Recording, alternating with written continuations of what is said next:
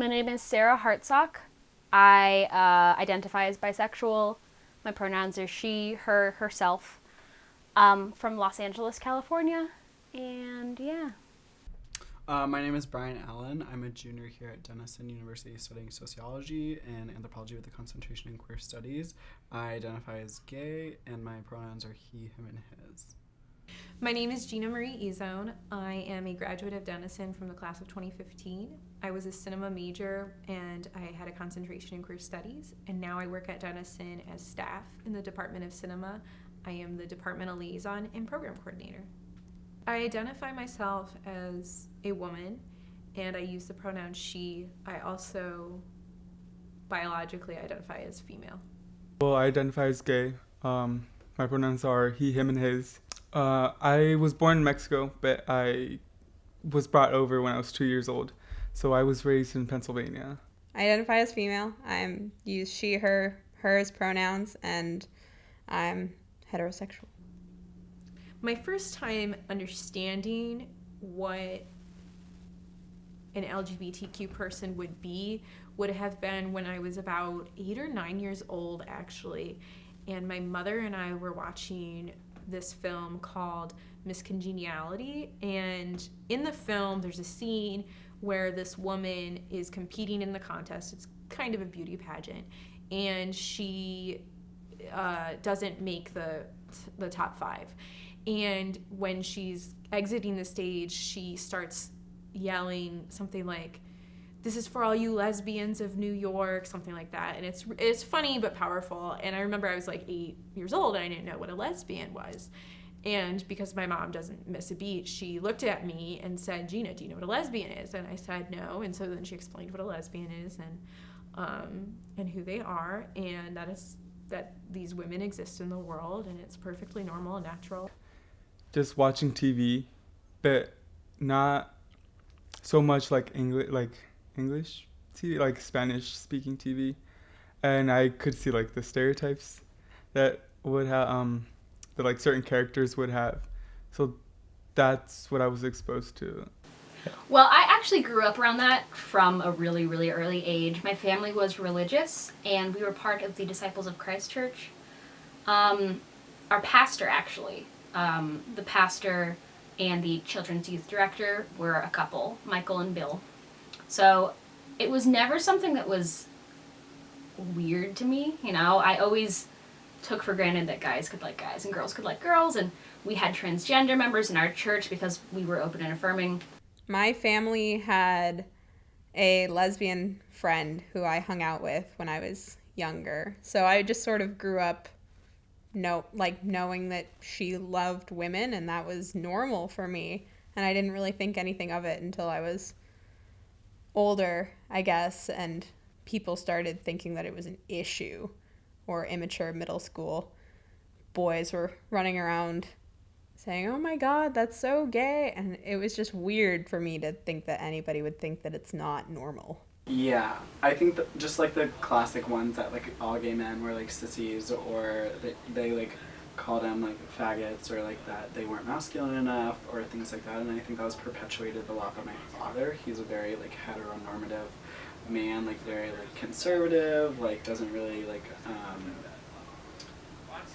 get the LGBTQ community. When I came out, they didn't really know that I was gay.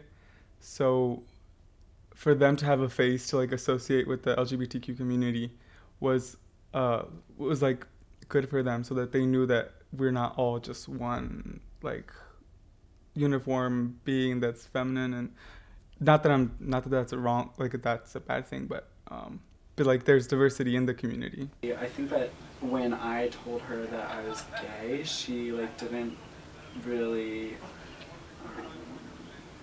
she was okay with the fact that I was gay, but I also don't think that before I had told her that she was okay with gay people. I wasn't out at all in high school. I told my one friend Erica at dinner. I remember being like sweaty and shaky, and she's like, "You look like you're gonna throw up, what's wrong?" And I was like, "I've been planning on telling you this thing." And I told her, and she was like, "Okay, like, I'm glad you told me, like, that's totally fine, I accept you." And I was like, "Oh God, I need a breadstick," like we were at an Italian restaurant. But that went fine. But even though it went fine, I was like, I that was a lot, and I can't tell anyone else right now. But after I told my parents, I was like, all right, college is a new start. Like, I am going to be open, and I am going to be myself fully and not hide anything. Like the high Greek populations on campus, I think have a large bit in that, and I also think that the ways in which, and also the high athletic teams, like those two spaces really set Denison up to be a very heteronormative space, when in fact like the student body is actually very diverse, and like there's queer people, there's people of color, and there's all these other different like things that make Denison student body like multicultural that sometimes fall to the wayside because of the like influence that like Greek life has or that like varsity athletics has. Well, prior to Denison, I didn't really consider Greek life, and I am now a member of Phi Iota Alpha fraternity, and like I never really thought that somebody that was gay would be able to fit into that kind of group or kind of people, and just like I wasn't the first gay guy in that fraternity, and that just like changed my whole perspective of Greek life, because I never saw it as that like it's always seen as a straight man's world, you know. And so I guess like Denison has changed my view of that. Just the people at Denison really have changed the way that I see Greek life. Yeah, I'm currently in a heterosexual relationship. I have a boyfriend, and people, I mean, honestly, I've even before I had a boyfriend, the people that I knew and that knew I was bisexual didn't make a big deal about it. It's not like they were like grossed out or weirded out or anything like that. But people definitely forget or assume I'm heterosexual because I'm dating a boy. It's very easy to erase someone's identity when it is not on the binary. Definitely reaching out to, I'm also a part of Outlook, and one of the things that we want to work on is getting allies to come to Outlook, because we don't want people to think that Outlook is just, it is a space for LGBTQ people, but we also need those allies, that support group as well.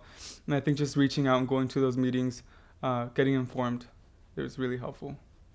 You know, I don't self-identify as LGBT or Q or A, but, so I can't really speak for them, and I have no right to, but I think that overall there should be more activism or action on the part of people who aren't in that community to make them feel welcome. And it's literally little things, like not making snide comments and not going on whatever app is popular, Yik Yak, and like not, and just being better people. And I think a lot of that happens by doing. So if I go out in the community and I'm not being a bad person to people, you know, it's like paying it forward. But, you know, just it doesn't matter. If you're not queer or if you're not a woman, you don't have to belong to a group to support it. And it's so frustrating. When I was canvassing, one of the main things I would get from people when I would say, hi, we're out here fighting for LGBT rights, can you help? I'd go, oh, I'm not gay. And I'd always say, you don't have to be to help. You don't have to be gay to help the community. And they're like, yeah, but I'm not gay. And I was like, I don't know if you're hearing me, because that doesn't matter. And so I think that's something that really can kind of put people at an arm's length. Like they feel as though they cannot be part of a community or help a community because they don't identify with it.